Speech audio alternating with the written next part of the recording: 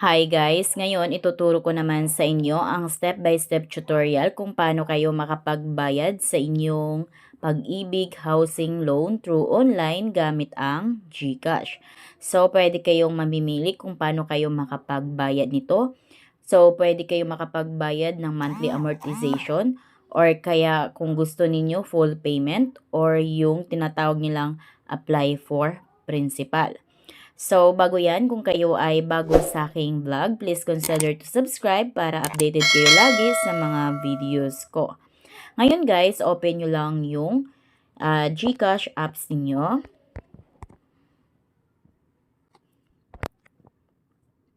Ayan, nakapag-login na tayo sa ating GCash apps. So, kahit kaninong GCash naman yung gagamitin ninyo, pambayad sa inyong housing loan is pwedeng-pwede.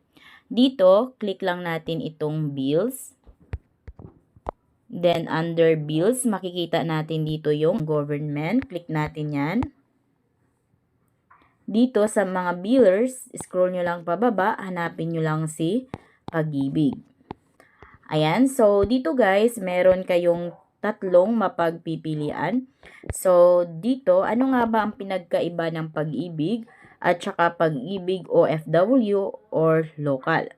So, unahin muna natin itong pinakauna. Click natin yan, si Pag-ibig lamang.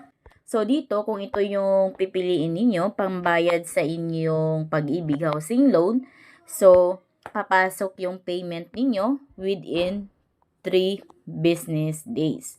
So, kung nagmamadali kayo, huwag ito yung gagamitin ninyong pangbayad ng inyong housing loan. Dahil ito medyo matagal, 3 business days. Then, ito is may service fee lamang na 5 pesos. So, kung ito yung gagamitin ninyo, so lagay nyo lang yung amount at saka yung select type lang kayo dito. Click natin yan. Then, halimbawa, housing loan, click natin yan. Then, lagay nyo lang yung Pag-ibig mid number ninyo or housing loan ID number. Then, kung ano yung month, ayan, na-covered. Then, your email address, and then click next and submit. Ayan. So, ito yung maisuggest kong gamitin ninyo kung hindi naman kayo nagmamadali. Pero dito guys, pag ito yung gagamitin ninyo, pangbayad sa inyong Pag-ibig Housing Loan, so hindi kayo makapili dito kung mag-apply ba kung apply to principal ba or full payment. Unlike dito sa isa, so back tayo. Ayan. So, unlike dito sa Pag-ibig OFW or local, click natin yan. So, dito guys, kung nagmamadali kayo sa inyong Pag-ibig Housing Loan, so mas maganda dito dahil ito is posting period is real time. So, pagkabayad ninyo, papasok agad kay Pag-ibig yung binayad yung payment dito. So, dito pala guys, mas mahal din yung charge niya. Service fee niya is 7 pesos. So, kanina is 5 pesos. So, ngayon, lagay natin yung amount. 7,079 pesos. Ayan. Then, dito sa payment type, ayan, click natin tong select payment type. Ayan. So, dito, mamimili kayo kung anong klaseng payment type ba yung babayaran ninyo. Pero yung tutorial na ito is about sa housing loan. So, click natin yung housing loan. Then, next is, lagay natin yung ating account number. So, ito is 12 to 20 digits. So, yun yung housing loan ID number natin. Next is the payment option. Dito, nakaganda dito is real time na papasok yung payment natin. Mas mahal nga lang siya ng service fee na 2 pesos kesa kanina 5 pesos lamang. Pero dito sa payment option na ito is mas maganda dahil makapag-select tayo kung anong payment option yung gusto natin. So, click natin yan. Ayan.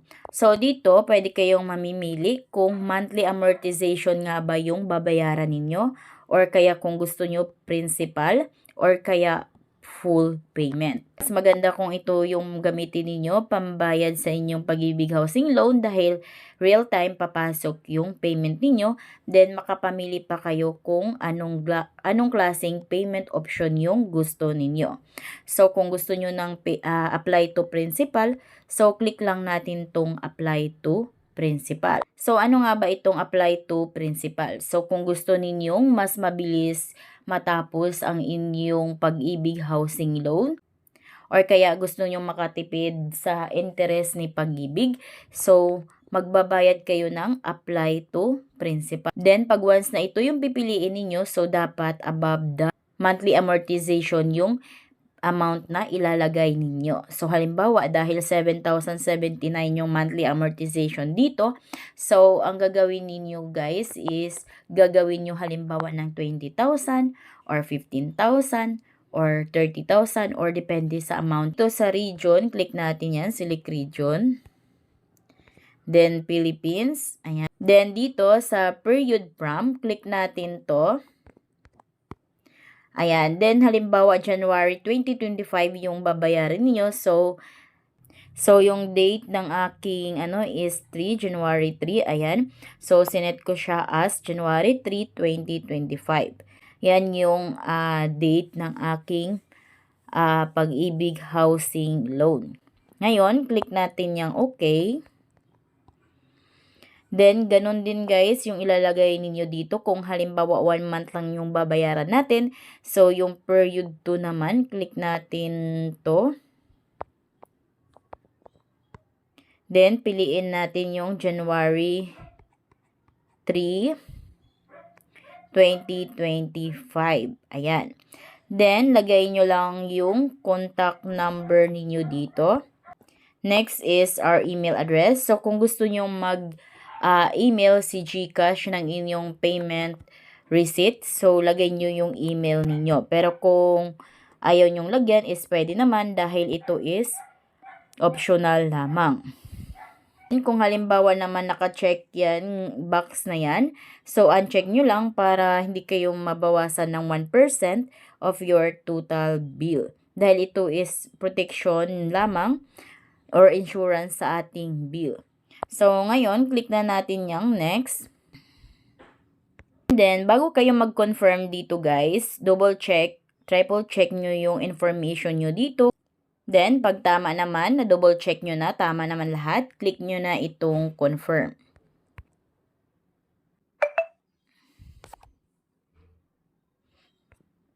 Then guys, minsan nagluluko yung GCash natin.